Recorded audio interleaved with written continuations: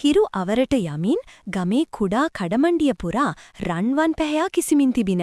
රමණී තම කුඩා වෙළඳසැලේ දොරකඩට වී ඈත පාරදෙස බලා සිටියේ කිසිදු නිශ්චිත අරමුණකින් තොරව. ඇගේ සිතේ වූයේ දහසක් බරය. වයස 40ක් වුවද තවමත් ඇගේ රුවෙහි පැහැදිලි සුන්දරත්වයක් ඉතිරිව තිබින. එහෙත් ඒ සුන්දරත්වය වැසී ගියේ ජීවිතයේ කටුක බවින් සහ තනිකමෙන් උපන් වෙහෙසකර පෙනුමෙනි. සැමියාගේ වියෝවෙන් පසු ඇගේ මුළු ලෝකයම වූයේ එකම දියණිය වූ සඳුනිය. සඳුනිගේ පාසල් පොත්වල මිල, අමතර පන්ති ගාස්තු සහ නිවසේ වියදම් යන සියල්ලේ බර පැටවී තිබුණේ මේ කුඩා වෙළඳසැලේ ආදායම මතය. එය කිසිසේත්ම ප්‍රමාණවත් නොවිය. රමණි නැන්දේ ඒ කටහඬ ඇසෙත්ම ඇගේ සිතට අප්‍රසන්න හැඟීමක් රිංගා ගියේය. ඒ සුගත්යා ගමේ සිටි දාමරික තරුණයෙකි. ඔහුගේ දැස්වල තිබුණේ ඇයව නිතරම අපහසුතාවයට පත්කරන කෑදර බැල්මකි. මොකද සුගත්? ඇය හැකිතාක් දෙඩිස්වරයකින් ඇසුවාය. නැහැ නිකම් බැලුවේ තනියම නේද ඉන්නේ කියලා. ඔහු කීවේ ඇගේ සිරුර දෙස හොරහින් බලමිනි. මට තනියක් නෑ, මගේ දුව ඉන්නවා. රමණි පිළිතුරු දුන්නේ ඔහුගේ බැල්මෙන් මිදීමට මෙන් වෙළඳසැල ඇතුළට යමිනි. සුගත්ගේ හිරිහැරය එක් පසකින්ද, ගමේ ගැහැණුන්ගේ කටකතා තවත් පසකින්ද ඇගේ ජීවිතේ වටලමින් තිබින. විශේෂයෙන්ම ඇගේ අසල්වැසියෙකු වූ සෝමා රමණිගේ තොරතුරු සොයා බැලීම තම දෛනික රාජකාරියක් කරගෙන සිටියාය. රමණි නෝලා, අද වෙළඳාම කොහොමද? සෝමා දිනක් වෙළඳසැලට ගොඩ වූයේ කිසිවක් මිලදී ගැනීමේ අදහසකින් තොරවය. තනියම මේ ඔක්කොම කරගන්නකොට මහන්සි ඇති නේද? හොඳ පිරිමියෙක්ගේ හයියක් තියෙන්න එපයි. ඒ වචන රමණිගේ හදවතට පිහියෙන් නනින්නක් මෙන් දැනුනි. ඔවුන් ඇගේ දුක තේරුම් නොගන්නා බවත්, ඇගේ තනිකම ඔවුන්ගේ ඕපාදූපු සඟහන් මාතෘකාවක් පමණක් බවත් ඇය දැන සිටියාය. ඇගේ හුදකලාව දිනෙන් දින තීව්‍ර විය. දිනක් ගමේ පන්සලේ දානමය පින්කමක් පැවැත්වින. එහිදී රමණිට අසන්නට ලැබුණේ ඇගේ ජීවිතේ වෙනස් මගකට යොමු කළ හැකි ආරංචියකි. ගමේ කෙළවරේ කැලෑවට මායිම්ම පිහිටි පැරණි වලව්වේ තනිවම ජීවත්වන සේකර මහතාට ඔහුව බලාගැනීම සහ ගෙදර දොරේ වැඩකටයුතු සඳහා කෙනෙකු අවශ්‍ය බව ගමේ මුලාදෑනියා පැවසුවේය. සේකර මහතා යනු ගම්මුන්ට අභිරහසක් විය. ඔහු විශ්‍රාමික ධනවත් ව්‍යාපාලිකයෙකු බවත් කිසිවෙකු සමග ඇසුරක් නොපවත්වන බවත් හැරෙන්නට කිසිවෙක් ඔහු ගැන වැඩි යමක් දැන සිටියේ නැත. වලව්ව වටා ගෙතී තිබුණේ අద్භුත කතාය. ඇතමුන් කීවේ එහි හොල්මන් කරන බවය. තවත් සමහරු කීවේ සේකර මහතා අමුතු චරිතයක් බවය. ඒ නිසාම එම රැකියාවට යාමට කිසිවෙකුත් කැමති වූයේ නැත. එහෙත් රමණිට මෙය බලාපොරොත්තුවේ කිරණයක්සේ පෙනුනි.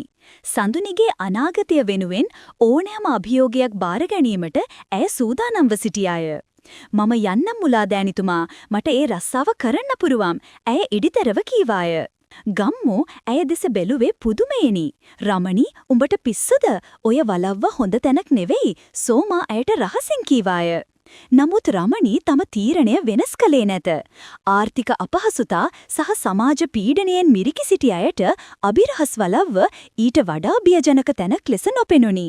පසුදා උදෑසන රමණි සේකර මහතාගේ වලව්වට ගියේ බිය සහ කුතුහලය මුසු වූ හැඟීමකිනි. මලකඩ කෑ විශාල යකඩ ගේට්ටුවෙන් අටළු වූ විට ඇයට පෙනුනේ වල් බිහි වූ විශාල ගෙවත්තකි. දෙමහල් වලව්ව පැරණි වුවද එහි ගාම්භීර පෙනුමක් විය. ඇය දොරට තට්ටු කළ විට දොර විවර කළේ වයස 70ක් පමණ වූ කෘෂ ශරීරයකින් සහ තීක්ෂණ දෑසකින් යුත් පුද්ගලයෙකි. ඔහු සේකර මහතා විය යුතුය. ඔහුගේ මුහුණේ තිබුණි කිසිදු හැඟීමක් පළ නොකරන දැඩි පෙනුමකි. රමණි, ඔහු ඇසුවේ ගොරෝසු කටහඬකිනි. "ඕ මහත්තයා, ඇතුළට එනවා." වලව්ව ඇතුළත වූවේ වෙනමම ලෝකයකි. දූවිලි බැඳී තිබුණද එහි තිබූ තේක්ක ලීයෙන් කළ දැවන්ත ගෘහ භාණ්ඩ, බිත්ති පුරා එල්ලා තිබූ පැරණි සිතුවම් සහ රාක්ක පුරා පිරී තිබූ දහස් ගණන් පොත්පත් එහි අතීත ශ්‍රී විභූතියට සාක්ෂි දැරීය. නිවස පුරා පෙතිරී තිබුණේ පැරණි පොත්වල සහ වියලි මල්වල සුවඳකි.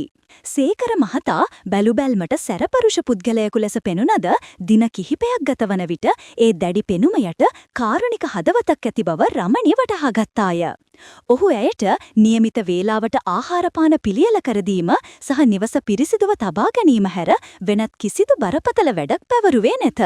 ඔහු ඇයට ගෙවූ වැටුප ගමේ ලැබිය හැකි වැටුපමෙන් දෙගුණයක් විය. එපමණක් නොව දිනක් ඔහු ඇගේ දියණිය ගැන විමසා සඳුනිගේ අධ්‍යාපන කටයුතු සඳහා වෙනමම මුදලක් ලබා දුන්නේය. මේක නියක් නෙවෙයි දරුවෙකුගේ අනාගතයට කරන උදව්වක්. ඔහු කීවේ ඇගේ දැස් දෙස නොබලමිනි. රමණිගේ දැසට කඳුළු උනනදී. මේ ඇයට කරවගත්තු දෙහි ආරම්භය විය. ඇය තම දියණියගේ අනාගතය සුරක්ෂිත කරගැනීමේ මාවතට පිවිසෙමින් සිටියාය. ඔවුන් දෙදෙනා අතර තිබූ සේවක ස්වාමි සම්බන්ධය ක්‍රමයෙන් වෙනස් වීමට පටන් ගත්තය. දිනක් රමණි පුස්තකාල කාමරයේ පොත් පිස දමමින් සිටින විට ඇය එක් පොතක් අතටගෙන එහි පිටුපැරලනු සේකර මහතා දුටුවේය. මොකද පොත් කියවන්න ආසයිද? ඔහු ඇසුවේය. "ඔව් මහත්තයා, ඉස්සර ඉස්කෝලේ යන කාලේ නම් ගොඩක් කියවුවා. දැන් ඉතින් වෙලාවක් නෑ. ඕන පොතක් අරන් කියවන්න. හැබැයි ආපහු පිළිවෙලට තියන්න ඕන." එතන් පටන් ඔවුන් දෙදෙනා අතර නව බැඳීමක් ගොඩ නැගුණි. එය වචනවලට පෙරලිය නොහැකි ආත්මීය බැඳීමක් විය. රමණි වැඩ අවසන් වූ පසු සේකර මහතා ඇය සමග පොත්පත් ගැන, පැරණි සංගීතය ගැන, ඉතිහාසය සහ කලාව ගැන කතා කළේය. ඔවුන්ගේ දැනුම සාගරයක් මෙන් වූ අතර රමණි ඒ දැනුම් සාගරයේ ගෝලයකු මෙන් පිහිනුවාය. ඇගේ බුද්ධිය සහ ජීවිතය දෙස බලන සරල එහෙත් ගැඹුරු ආකාරය සේකර මහතා අගය කෙළේය. ඔවුන්ගේ වයස් පරතරය ඒ සංවාද තුල දිය වී ගියේය. රමණි මෙතෙක්කල් අත් නොවිඳි ආකාරයේ සැපයක් ලැබුවාය. එය කායික සැපයක් නොව බුද්ධිමය සහ චිත්තවේගීය සතුටක් විය. තමන්ව තේරුම් ගන්නා, තම අදහස්වලට ගරු කරන කෙනෙකු සමග කතා කිරීමේ සතුටක් ඇය අත්විඳිමින් සිටියාය. සේකර මහතාගේ හුදකලා ජීවිතයටත් ඇගේ පැමිණීම නව ආලෝකයක් ගෙන දී තිබින. ඔවුන්ගේ සම්බන්ධය ශෘංගරාත්මක මුහුණුවර ගත්තේ එකිනෙකාගේ ආත්මයන් කරන ගැඹුරු බුද්ධිමය ආදරයක් ලෙසිනි. රමණිගේ ජීවිතයේ සිදු වූ මෙම වෙනස ගමේ අයට රහසක්ව පැවතියේ නැත. ඇගේ පෙනුම වෙනස් වී තිබින. ඇගේ මුහුණේ තිබූ වෙහෙසකර බව වෙනුවට ප්‍රබෝධවත් පෙනුමක් එක් වී තිබුණි. ඇය අඳින පළඳින ආකාරය පවා පිළිවෙලක් වී තිබුණි. මේ සියල්ල සුගත්ගේ ඊර්ෂ්‍යාව ඇවිසීමට හේතු විය. "බලපන්කෝ අර රමණි නැන්දව, දැන්නම් හරියට වලව්වෙර් හාමිනේ වගේ." ඔහු තම මිතුරන් සමග කීවේය. "ඔය නාකියාගෙන් සැප අරගෙන දේපල ටික ලියාගන්න තමයි ඔය හදන්නේ."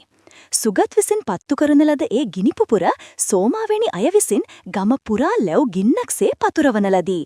ඔවුන් රස කරමින් තථා ගෙතුහා.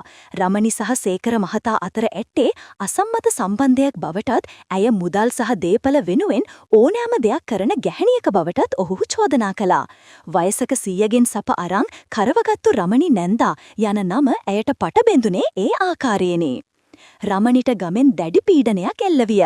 කඩේට යන විට, පාරේ යන විට මිනිසුන් ඇය දෙස බැලුවෙත් කොඳුරන්නෙත් ඇගේ හදවත පාරන වචනය.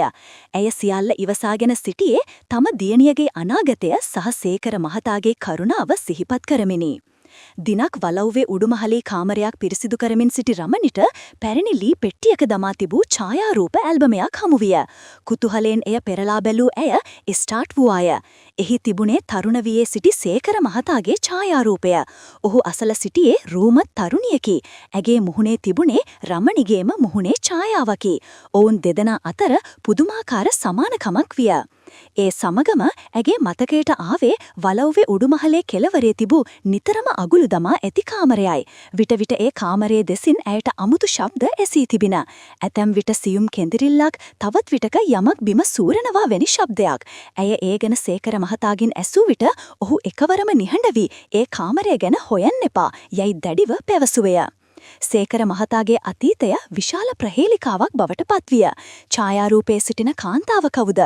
අගුළු දමූ කාමරයේ රහස කුමක්ද? රමණිගේ සිත කුතුහලයෙන් පිරී ගියේය.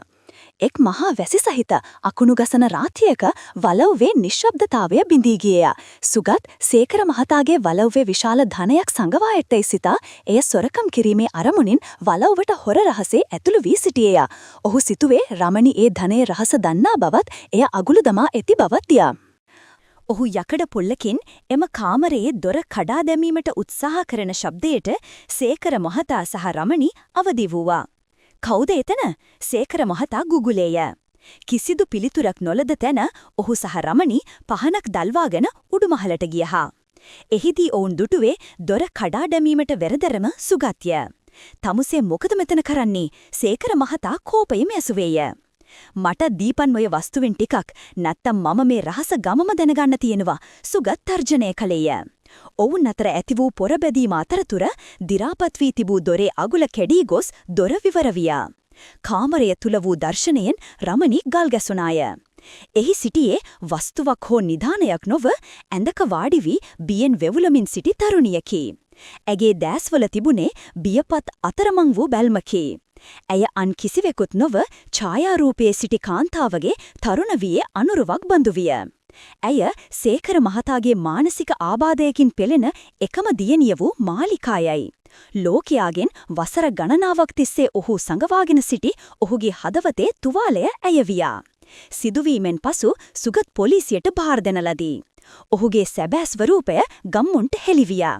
එදින රාත්‍රියේ සියල්ල සංසුන් වූ පසු සේකර මහතා රමණිට තම ජීවිත කතාව පැවසුවේය. ඡායාරූපයේ සිටියේ ඔහුගේ ආදරණීය බිරිඳ මාලිනීය. ඇය රමණිට බොහෝසෙයින් සමාන වූවාය. ඔවුන්ගේ ආදරයට මාලිනීගේ පවුලෙන් දැඩි විරෝධයක් එල්ල වී ඇයව බලහත්කාරයෙන් වෙනත් විවාහයකට යවා තිබුණේ.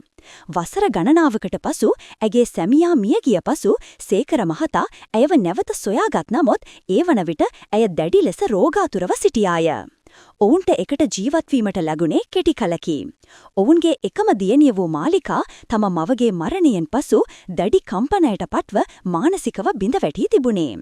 එතෙන් පටන් සේකර මහතා තම දියණියව ලෝකයෙන් සංගවාගෙන ඇයව රැකබලා ගනිමින් හුදකලා ජීවිතයක් ගත කළේය. මම මුලින් ඔයාව මෙහෙට ගෙන්න ගත්තේ මාලිනීට ඔයාගේ තියෙන සමානකම නිසා. ඒත් ටික දවසක් යනකොට මට තේරුණා ඔයාගේ හිත, ඔයාගේ බුද්ධිය ඊට වඩා කොච්චර වටිනවද කියලා. ඔයාගේ අවංකකමයි, කරුණාවන්තකමයි මගේ මෙරිලා ගිය ජීවිතේට ආයෙත් බලාපොරොත්තුවක් ගෙනාවා. ඔහු පැවසුවි කඳුළු පිරිදෑසිනි. දැන් රමණිට සියල්ල පැහැදිලි වියා. ඇය තවදුරටත් ගමේ ඕපාදූපවලට බිය වූයේ නැත.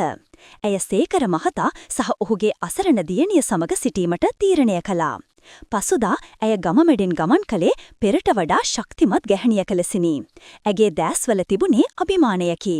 ඕපාදූප කතා කළ සෝමා ඇයට මුණ ගැසුණු විට ඇය නිකමටමින් ඇසුවාය. "මොකද සෝමාක්කේ අලුත් ආරංචි නැද්ද?" සෝමාගේ මුහුණ අපහසුතාවයෙන් ඇඹුල් වියා. ගමම දැන් සත්‍යය දෙන සිටියයි. රමණි ගැන පැතිරුණු කටකතා වෙනුවට දැන් පැතිරමින් තිබුණේ ඇගේ කරුණාව සහ ධෛර්යය පිළිබඳ කතාවකි. කාලය ගෙවී ගියය. රමණි සේකර මහතාගේ සහ මාලිකාගේ ජීවිතවලට නැතුවම බැරි කොටසක් බවට පත් වූවාය. ඇගේ රැකවරණය සහ ආදරය මාලිකාගේ තත්ත්වයට යම් තාක් දුරට සුවයක් ගෙන දී තිබිනි. ඇය දැන් විටක සිනාසෙන්නටත් වචනයක් දෙකක් කතා කරන්නටත් පටන්ගෙන තිබුණි. වයසක සීයගෙන් සැප අරන් කරවගත්තු රමණි නැන්දා යන නාමයට දැන් නව අරුතක් ලැබී තිබුණි. රමණි සේකර මහතාගෙන් ලබාගත්තේ කායික සැපයක් නොව ගෞරවයේ, බුද්ධිමය සතුටේ සහ ආරක්ෂාවී සැපතයි. ඇය කරවගත්තේ මුදල් හෝ දේපල නොව තමන්ටත් තම දියණියටත් අසරණ වූ තවත් ජීවිත දෙකකටත් සුරක්ෂිත සාමකාමී අනාගතයකි. එක් සැන්දෑවක රමණි සේකර මහතා සහ මාලිකා වලව්වේ ගෙවල්තේ මල්පාත්ති අසල වාඩි වී තේ පානය කරමින් සිටියාය. මාලිකා රමණිගේ අතේ එල්ලි ඈත අහසේ පාට වෙනස් වන දෙස බලා සිනාසෙමින් සිටියාය. සේකර මහතා ඊ දෙස බැලුවේ කෘතඥපූර්වක සිනහවකිනි. ඔවුන්ගේ සම්බන්ධය සමාජයේ පටු සම්මතයන්ට කොටු කළ නොවැකි ආත්මීය බැඳීමක් විය. එය තනිකමෙන් මිදුණු හදවත් තුනක සාමකාමී හමුවීමක් විය. වලව්ව තවදුරටත් අභිරහස් පාළු තැනක් නොව ආදරය සහ රැකවරණය පිරුණු නිවහනක් බවට පත්වී තිබුණි.